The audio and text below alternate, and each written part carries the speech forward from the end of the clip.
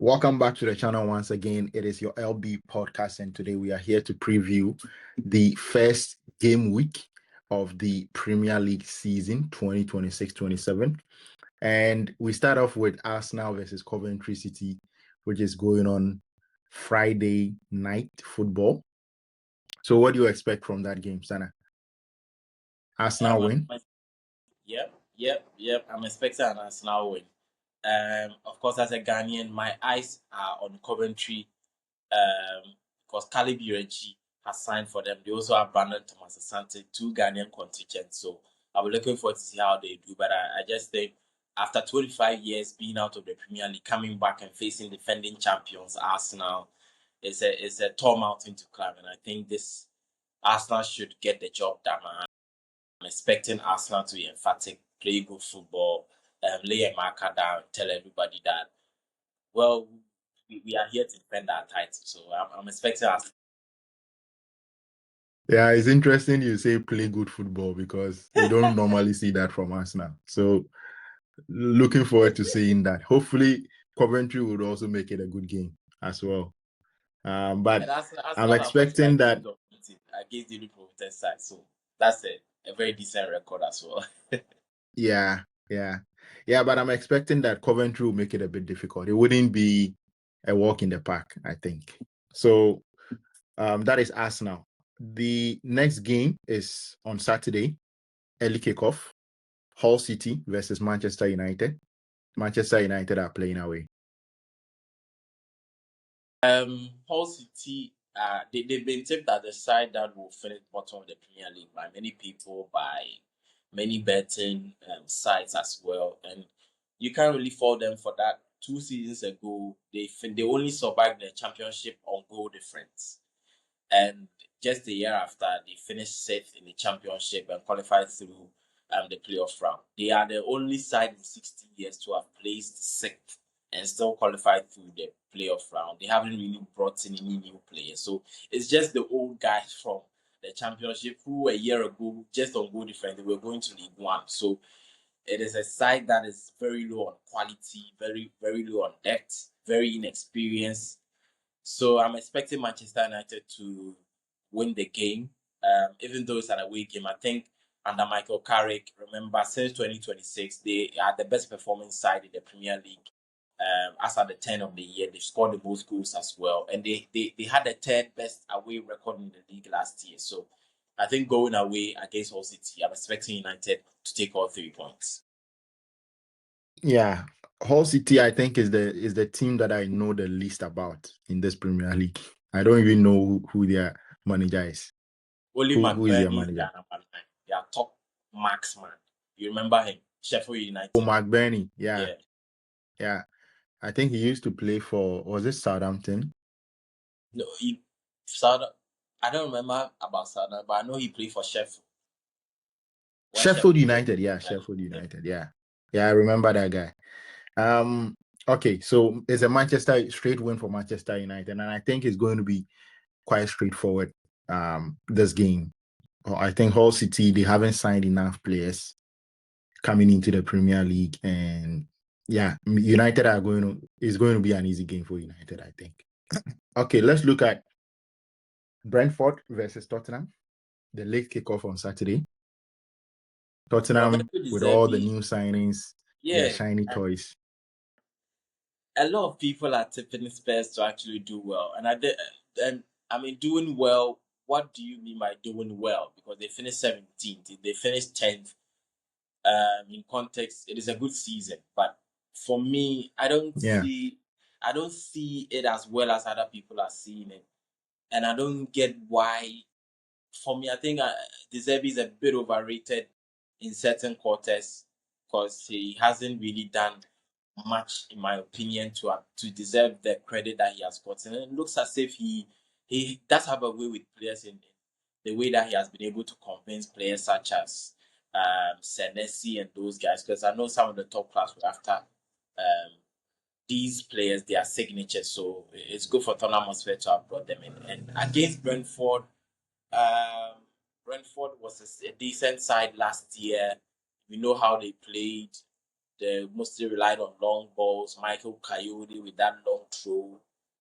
The long ball to Igor Thiago, he brings it down. So I'm not expecting anything different. The manager is still in situ at the club, and I'm expecting them to give the side of Tottenham Hotspur a run for their money. And I don't see where the goals are coming from Tottenham Hotspur as well. And I think it'll be a tough game that I feel could easily end in a draw.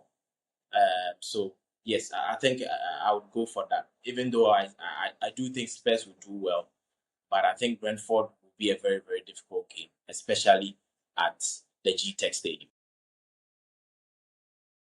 Yeah, I think Brentford is a very good side, and if Tottenham are able to get a draw, I think it is a very, very good result.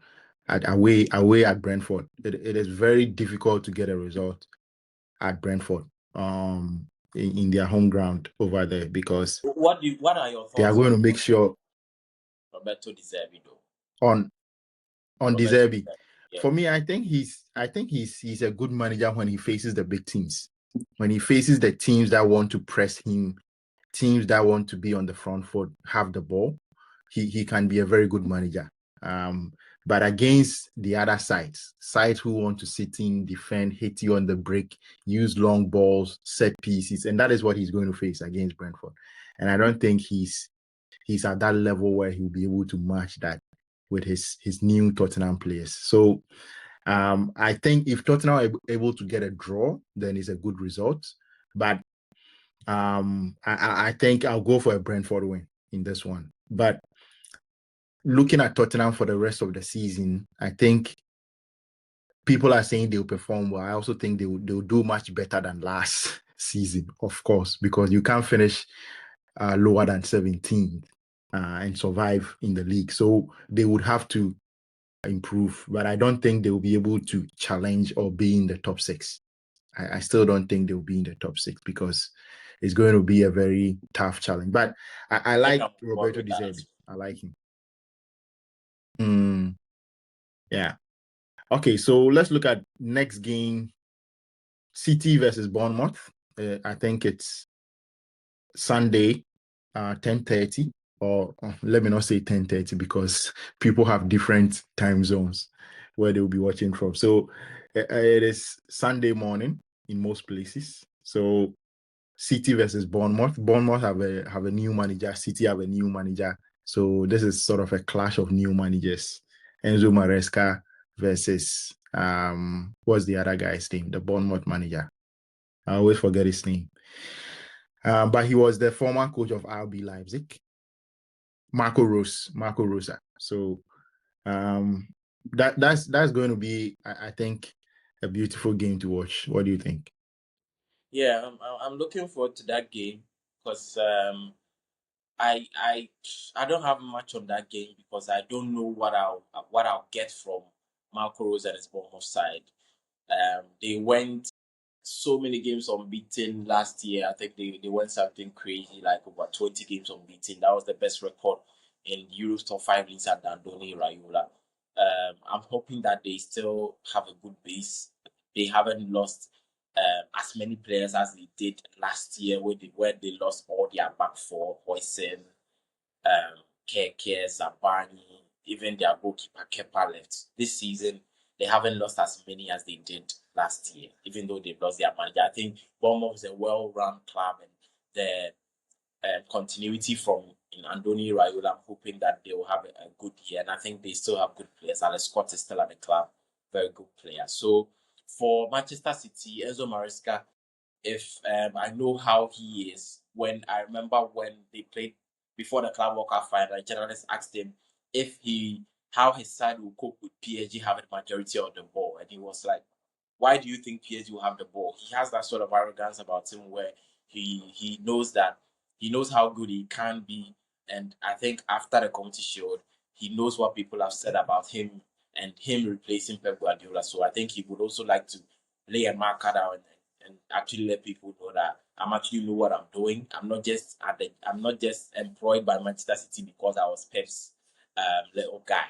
I'm actually a man of my own, and I would want to prove people wrong. I think he's a guy that really shows me that in his game, and so I think he would want his side to come out flying against Bournemouth. And I think Manchester City will very likely win the game against Bournemouth. One thing though was I think Jeremy Doku is injured for the game, which to me is a blessing in disguise. I think he should play Antoine Semenyo on the left. I think he was really, really sharp preseason when I saw him on the left. On the right in the Community Shield didn't really work, so I'd like to see him in there. And as I said before as well, in the Community Shield, that middle of the pitch, when they don't have the ball, Kovacic and Elliot Anderson, Kovacic doesn't really work for me when they don't have the ball. I think they need a solution in there. I think if they find the right balance in that middle of the pitch, they will have a good season, and I'm expecting City to actually challenge Arsenal for the title this season, even though they didn't have a good run. So I'm expecting Manchester City to win this game. Yeah, but it looks like it could be a very difficult game for City. But they are playing at home, so I think they will be able to manage it. Bournemouth, Marco Rosa played very similar to Andoni Raiola. It's high intensity, a lot of running, pressing the opponent, passing the ball. And I must say that one thing that I'm looking forward to this season is the excitement in the league. I think I'm hoping that we'll get back the excitement. It wouldn't be like last season where everybody wants to sit back in a low block, defend set pieces and all that. I feel like the new managers who are coming into the league right now are front-footed managers. They want to have the ball and play. So maybe we'll see better football this season. So that's what I'm looking forward to seeing from Bournemouth. I don't think they'll sit back, but I think City would have too much for them in this game. And Newcastle versus Liverpool. That's the late kickoff, Sunday night football. And I'm sure it's going to be on Sky Sports. Yeah, Newcastle versus Liverpool, both new managers, just like Manchester City and Bournemouth, both in a transition. Newcastle is their transition is a bit more serious than Liverpool's because they've lost their host of players, key players as well, and they've lost a manager that has been there for the best part of 4 or 5 years at the club. Rebuild them, Champions League qualification. Now it's all gone down the drain again. They need to start over. But the manager is a good manager. He won titles in the Saudi Pro League. He's won the Asian Champions League twice. So very good manager. I think they would also like to lay a marker down because if you want to face Liverpool, this might be one of the best times. Because even Andoni Raiola said it himself that he thinks Liverpool aren't ready to play that sort of intensity football that he wants them to play yet.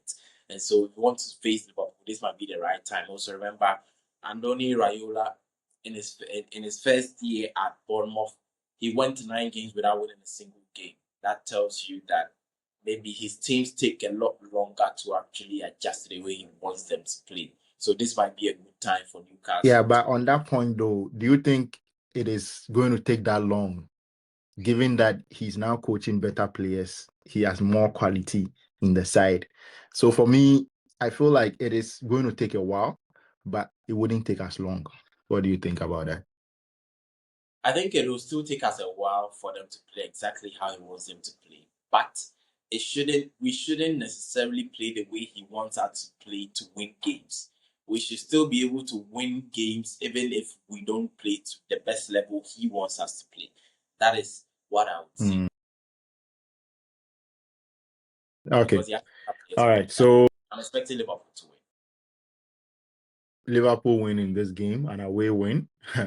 I think it's going to be a very, very tough game. But yeah, I also do expect Liverpool to win. Yeah, I'm trying to be honest. If I was a neutral fan, I'll probably say a draw, honestly. But a draw, yeah. This prediction is with our Liverpool caps on, of course. Definitely. The last game of the game week is on Monday Night Football. Chelsea go away to Fulham, and it is the 2 former Real Madrid managers who are playing against each other. It is Alvaro Arbeloa versus Xabi Alonso. How do you see this one playing out? Yeah, this is a Spanish affair. They play together at Liverpool, play together at Madrid, play together for the Spanish national team. So personally, these 2 managers know themselves really, really well on a personal level. So it'll be a fascinating game. I'm interested to see how Arbeloa does. Me, for one, I am not if I was a Fulham fan, I'll be a little bit worried. I think I've done a video where I was predicting which manager might be sacked the first, and he is actually among my list to be one of those managers. I hope I'm wrong. I just feel he's Why? a Why? rookie Why? Why manager. don't you believe in Alvaro Arbeloa? I think he did quite decent at Madrid. Uh, well, mostly because I don't want to look at the Madrid one too much. I just feel he's a new manager, hasn't really done it anywhere, coming to the Premier League. And I always feel Marco Silva was overachieving with that Fulham team.